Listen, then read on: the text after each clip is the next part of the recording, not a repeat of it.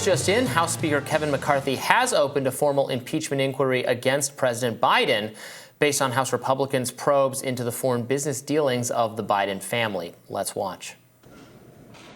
These are allegations of abuse of power, obstruction, and corruption, and they warrant further investigation by the House of Representatives.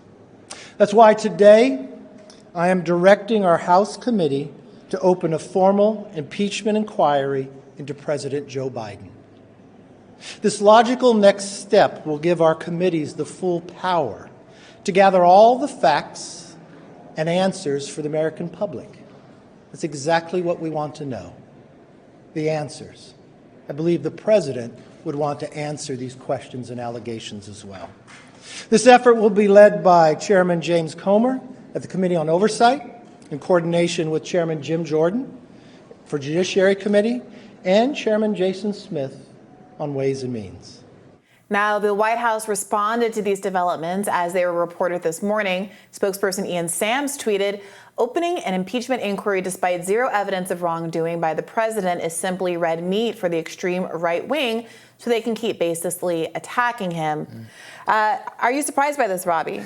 No, I'm not surprised by this at all, given that investigating Hunter Biden and the business dealings and whether they involved Joe Biden or whether there's something corrupt or untoward there is one of the major issues holding the Republican Party together, drawing its focus. You can see it in conservative news. You can see it among the attitudes of the base. They want this fully fleshed out. I think it is obviously reasonable to raise the objection that there is no compelling evidence yet on the Joe Biden side, and thus an impeachment inquiry is a little premature, to say the least. A continued inquiry to investigate whether there is reason to launch an impeachment inquiry would be fine. But, Republicans will say, and many of them deeply believe, that what's good for the goose is good for the gander, that this is a response to Democratic escalation on all sorts of Trump matters since, the beginning of that era. Yeah. Thus, it's perfectly fine. Well, Jeremy Raskin put forward a response in which he basically tallied up a bunch of bullet points of instances in which Republicans have questioned the paucity of evidence here in this particular case.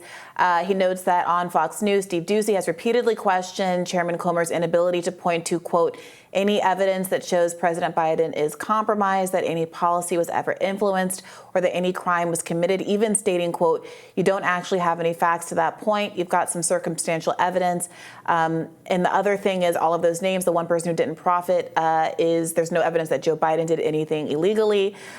Former Trump official Sebastian Gorka tweeted that, quote, Comer is failing in his efforts to investigate President Biden. That could be a critique of the nature of the investigation rather than the results of that investigation. Comer still being in charge here, though, doesn't necessarily reflect well on the prospects of getting any new information, though, potentially, and on and on and on. Well, sure, and I don't think, I think that, Kevin McCarthy and the other Republicans, I don't think they disagree with that. I haven't heard them saying that evidence, we have that evidence. They're saying we're going to pursue this evidence. Well, then Ken Buck, Representative Ken Buck, Republican, argued this is impeachment theater. We are right now starting the appropriations process, adding, I don't think it's responsible for us to talk about impeachment. And he described Speaker McCarthy as using impeachment as a, quote, shiny object to distract members of the public. I mean, there is real division among Republicans as to whether or not this is a worthwhile endeavor. And I do think there's a legitimate concern here, even if you think there's potentially a there. What happens when another round of investigations don't yield anything more than what we already know? And now you have to confront the public's perception that you've wasted time during this appropriations context. They've just been gone on recess for all of August. They come back, and instead of getting down to the business of legislating for the American public, they go on an investigation to see if there's enough evidence for an investigation. I mean, I think they should pursue that investigation. I don't know that they should pursue an impeachment. In fact, I don't think they should pursue an impeachment inquiry until they have much more solid proof. And also they should be wary of, the whole sky is falling, boy who cried wolf kind of situation that the Dems have got themselves into so much trouble with over Trump. No one was persuadable by the time January 6th came along because of the first impeachment and everything else. And also, there's been so much, there's nothing to see here from the Democratic side on the Hunter Biden story, the laptop, et cetera, that they lost credibility and was like, oh, there actually is something here. So Republicans should be very wary of putting the cart before the horse if they want to, particularly if they want to persuade or speak to people not already in the Republican coalition, if they want to make the case that Joe Biden should not be president again, not just because of his policies and his age, but actually because of his not being honest about his arrangement with Hunter Biden and how he was involved in that. It's not, again, that's not proven yet. There are good questions. The situation is different from how President Biden described it. We have a lot more detail on what Burisma thought it was getting out of this relationship.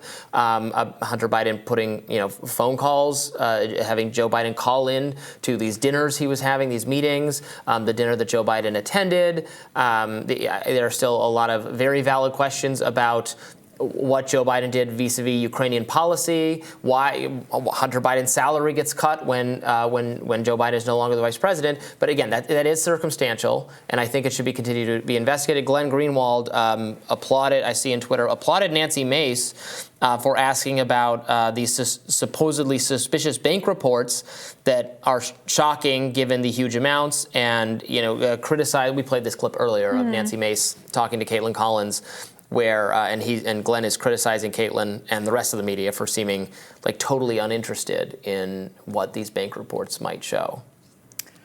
Yeah, I think it's a fine line between being uninterested in what the bank reports might show and having to, all these years into this, having to use words like might and could be when, I'm sorry, Donald Trump was president for 4 years.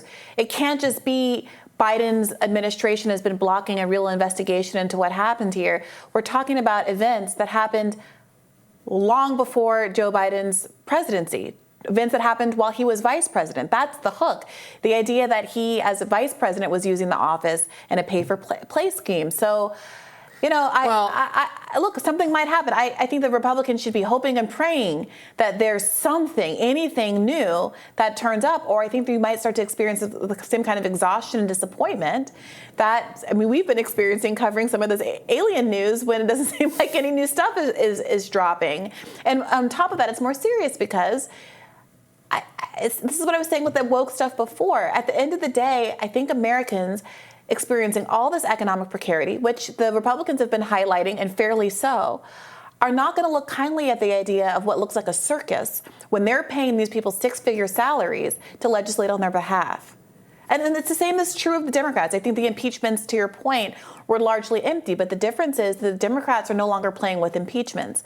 They're playing with criminal indictments, several of which have substance with respect to Donald Trump. Which is more serious than the impeachment. Yeah, which is more and tangible and real.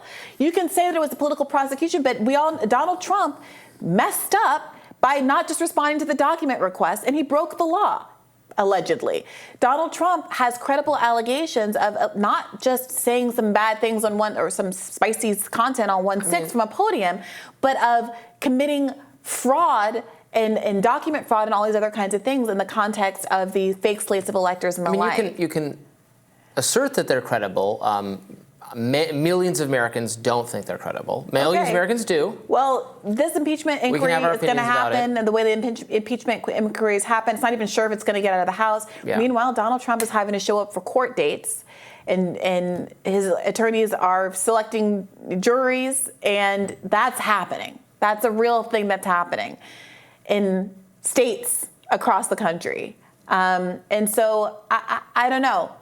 This is an iffy bargain. There are some other kind of implications. There have been arguments that the reason that Kevin McCarthy is going along with this is to appease the more conservative portion of his coalition, with the hope that he's able to debt ceiling deal. Pass the debt ceiling deal. And I've heard him say that explicitly on cable news recently, I think on Fox, saying that we have to vote to lift the debt ceiling so we can keep the government in business so that we can do these investigations.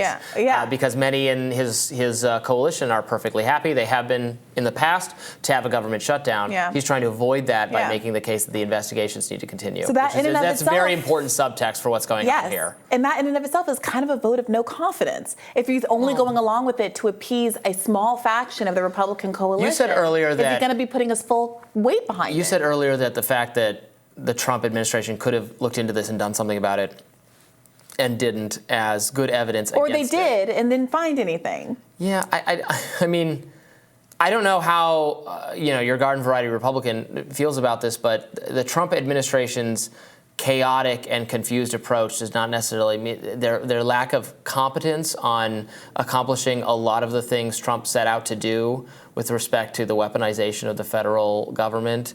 Not doing that. I mean, they didn't do. There's so much they didn't do. So that I don't know that that's the. Now, I don't think that's a great answer to a great argument to reelect Donald Trump either. And maybe Republican primary voters need to reckon with the fact that so many of the problems they think that still exist in the federal government.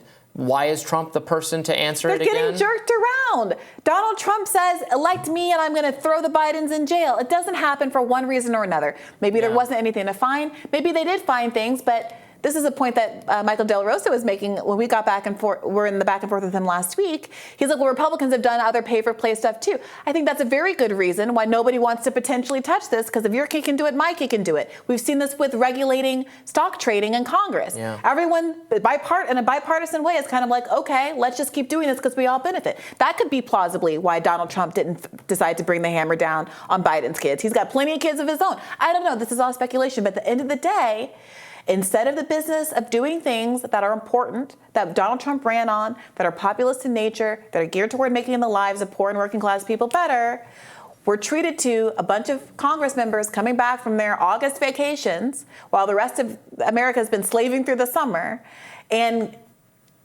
doing this pageantry where there's not a lot of solid evidence, instead of focusing on things that I think would really materially benefit the American people. They went through this with 4 years of Trump. Do they want another few months of this?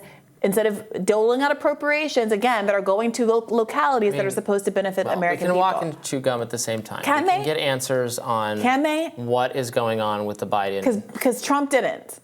Well, I don't know that Trump can, but Republicans should be able to. And a substantial portion of Republicans that are in the House right now seem not to be particularly enthusiastic about this or optimistic that this will return results.